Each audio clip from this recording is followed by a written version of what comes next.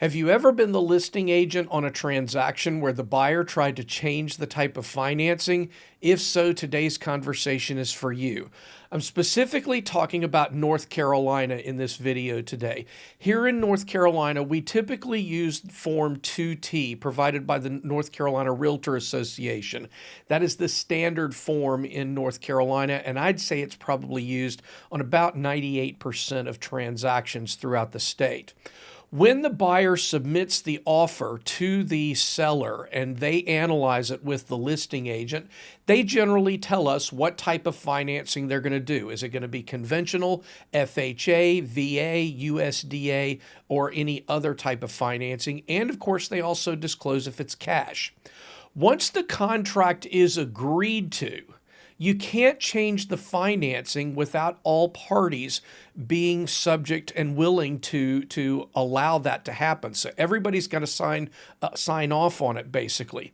Here's the problem. If the buyer said they were going to do a conventional loan instead of an FHA loan, and they did it intentionally just to win, and they knew they were going to switch it later, that could be misrepresentation on their part and could be a breach of contract. In that case, the buyer could forfeit both the due diligence money and the earnest money that they paid as part of that contract. And that's part of the material breach that's listed in the offer to purchase and contract.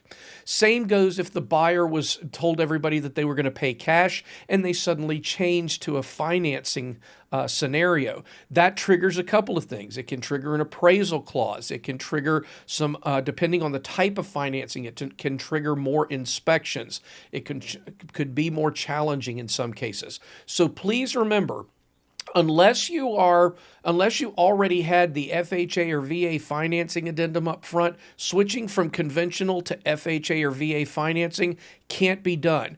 The others, switching from cash to a loan situation, could be considered a breach of contract.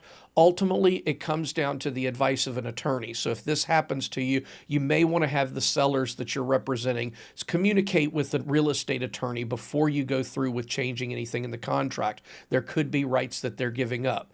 Buyer's agents, make sure you're qualifying the buyers and getting them familiarized with the different loan programs up front through your favorite mortgage lenders. And because the mortgage lender is going to help us out here, and they're going to direct them to the right one. Again, thanks so much for watching. I always appreciate you watching the videos. Have a great day.